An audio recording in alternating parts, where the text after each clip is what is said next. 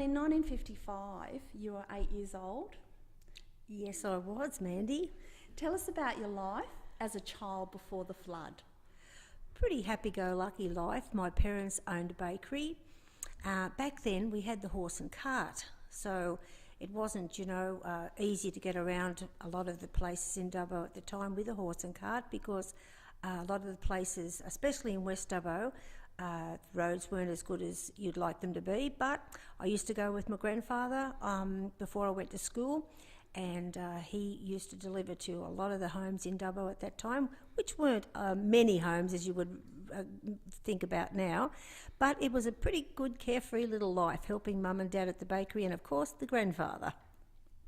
So how did you help in the bakery? We did odd jobs. When I was 8, I was considered that was pretty good age to be able to make your first sandwich. So I did make my first sandwich at 8. And then also it was coming in a little bit around that time of cutting bread, and we would actually cut it by a knife, and then you would roll it in some wax paper and you'd heat it with an iron. So that's how you would wrap up the sliced bread back then. And who worked in the bakery as well? Right, big family bakery. My mother and father actually had my mother's father living with us and a son that hadn't married at that time. So they lived on one side, my grandfather and my uncle. Then my mother, father and elder brother lived on the other side above the bakery. And of course my younger brother was about 6 months old when the actual floods hit. So that's another story. So what was the address of the bakery? It was 108 Talbragar Street, and our phone number was 4041. Excellent. So when did you know the flood was coming? We were all sort of like listening, the river's going to break its banks, and we're all excited because, I'm only young and my older brother was 11 years older, so he was like really knows what's going to happen. But we'd run out onto the veranda and we'd be looking up the street, looking up towards Macquarie Street. Where's the water? Where's the water? No, nothing was happening.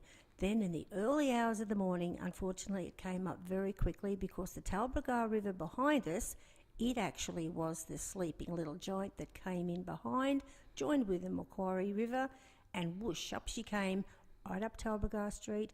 And of course, we could see the water coming, trickling, of course, but then it wasn't too long and it was 6 foot through our actual bakery. So did it reach to the top story of the home? No, because we were upstairs and downstairs. I think to go up our stairwell, I think there was 22 steps I used to count back then. So it was quite safe to stay upstairs. But because Mum had a newborn baby, the authorities said, "Look, you must get out of here because of vermin and everything."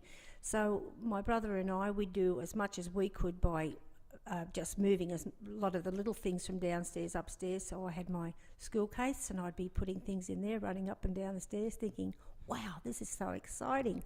Then you'd look and you'd see all the ovens were starting to collapse and all the bread was actually in the ovens because Dad didn't realise it was going to come so quick.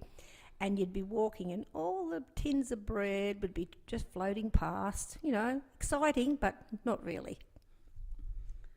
So how did your dad cope with that? He went into the mode of I have to get as much things safety as possible.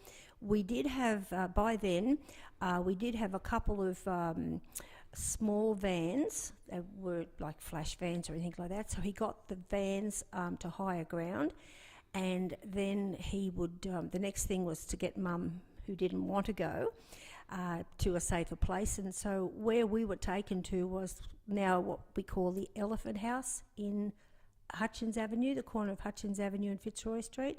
So we knew the people that had built that. They were good friends, and they said, no, please bring the children and they stay here till the flood subsides.